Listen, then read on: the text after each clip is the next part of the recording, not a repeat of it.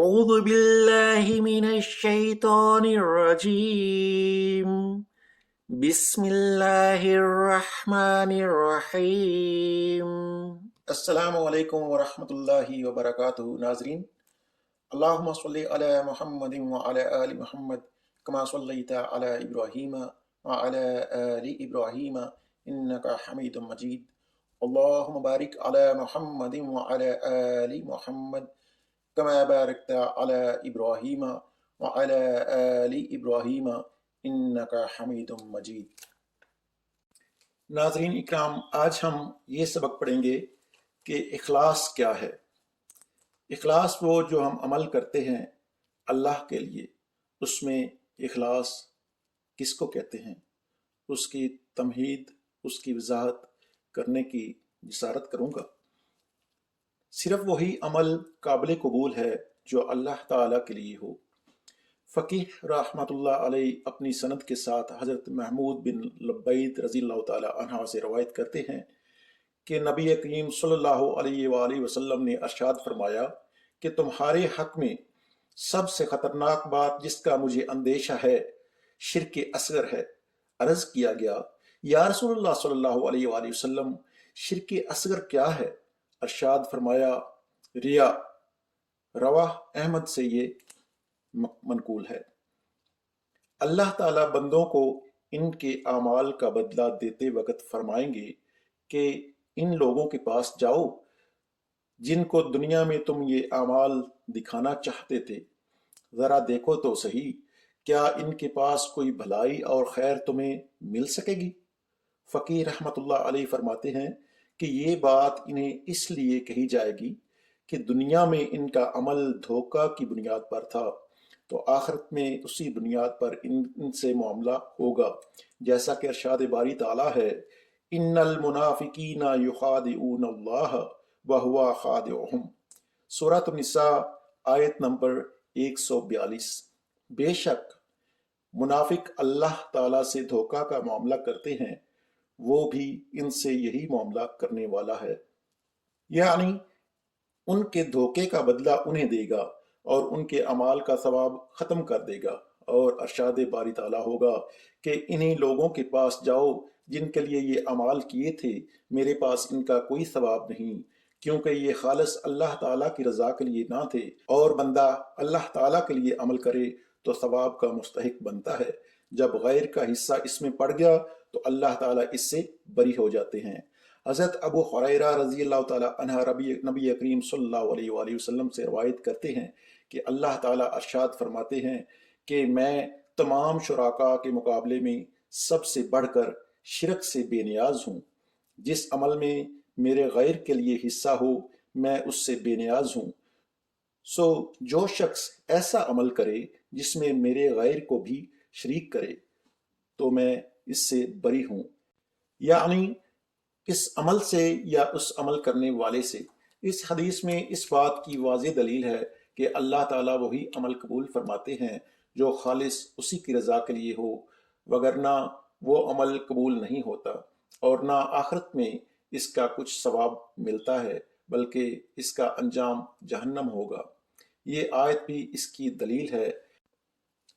من کان یرید العاجلۃ عجلنا له فیہا ما نشاء لمن نرید ثم جعلنا له جہنم یصلاها مذموما مدحورا، بنی اسرائیل آیت نمبر 18۔ جو کوئی دنیا ہی چاہتا ہے تو ہم اس کو دنیا ہی میں جتنا چاہتے ہیں اور جس کو چاہتے ہیں دے دیتے ہیں، پھر اس کے لیے دوزخ مقرر کر دیتے ہیں جس میں قابل مذمت اور رندہ درگاہ ہو کر داخل ہوگا۔ اور دوسری آیت ہے، وَمَنْ أَرَادَ الْآخِرَةَ وَسَعَى لَهَا سَعْيَهَا وَهُوَ مُؤْمِنٌ فَأُولَئِكَ كَانَ سَعْيُهُمْ مَشْكُورًا، بنی اسرائیل کی یہ 19ویں آیت ہے۔ اور جو کوئی آخرت کا خواستگار ہوگا اور اس کے لائق اس کی کوشش بھی کرے بشرطے کہ وہ مومن بھی ہو، تو ایسے لوگوں کی سعی و کوشش مقبول ہوگی۔ بس جو آدمی ثواب آخرت کی نیت سے ایمان اور اخلاص کے ساتھ نیک اعمال کرے تو ایسے لوگوں کی محنت قابل قدر پائے گی اور ان کے اعمال مقبول ہوں گے۔ دنیا میں ہم دونوں کی مومن ہو یا کافر مدد کرتے رہتے ہیں، جو کہ عطائے خداوندی ہے، یعنی دونوں کو رزق خداوندی ملتا رہتا ہے۔ تیرے رب کی یہ بخشش کسی سے روکی نہیں جاتی، یعنی رزق خداوندی کسی مومن و کافر یا نیک و بد سے روکا نہیں جاتا۔ ان آیات کریمہ میں یہ بات وضاحت کے ساتھ بیان فرمائی گئی ہے کہ جو کوئی رضائے خداوندی کے علاوہ کسی مقصد کے لیے عمل کرتا ہے، آخرت میں اس کا ثواب نہیں اور اس کا انجام جہنم ہے، اور جو اللہ تعالیٰ کی رضا کے لیے عمل کرتا ہے اس کا عمل مقبول ہے۔ غیر اللہ کے لیے کیے ہوئے عمل سے سوائے محنت اور تکان کے کچھ حاصل نہیں ہوتا۔ حضرت ابو ہریرہ رضی اللہ تعالیٰ عنہ سے روایت ہے کہ حضور اکرم صلی اللہ علیہ وآلہ وسلم نے ارشاد فرمایا کہ بہت سے روزہ داروں کو اپنے روزے سے بھوک اور پیاس کے سوا کچھ نہیں ملتا، اور بہت سے شب بیداروں کو اپنے قیام و عبادت سے جاگنے اور تھکنے کے سوا کچھ نہیں ملتا، یعنی جب نماز روزہ اللہ تعالیٰ کے لیے نہ تھا تو اس کا ثواب بھی نہ ہوا۔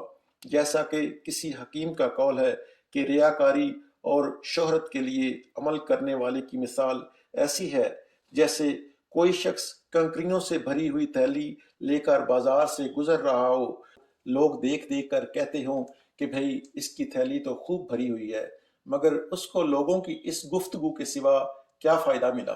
اگر وہ اس سے کچھ خریدنا چاہے تو کچھ بھی نہیں مل سکے گا۔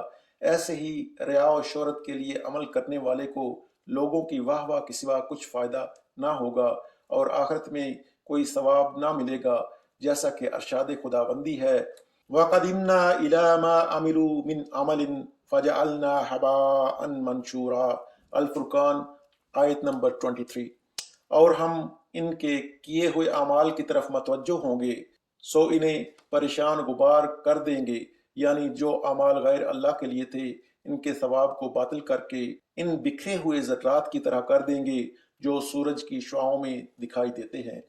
مجاہد رضی اللہ تعالیٰ عنہ کہتے ہیں کہ ایک آدمی نے نبی اکرم صلی اللہ علیہ وآلہ وسلم کی خدمت میں عرض کیا، یا رسول اللہ صلی اللہ علیہ وآلہ وسلم، میں محض اللہ تعالیٰ کی رضا کے لیے صدقہ کرتا ہوں اور یہ بھی پسند کرتا ہوں کہ مجھے اس پر کوئی کلمہ خیر کہا جائے، تو یہ آیت نازل ہوئی فَمَنْ كَانَ يَرْجُو لِقَاءَ رَبِّهِ فَلْيَعْمَلْ عَمَلًا صَالِحًا وَلَا يُشْرِكْ بِعِبَادَةِ رَبِّهِ أَحَدًا۔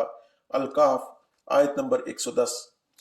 جو شخص اپنے رب سے ملنے کی آرزو رکھتا ہو اس کو چاہیے کہ وہ نیک کام کرتا رہے اور اپنے رب کی عبادت میں کسی کو شریک نہ کرے۔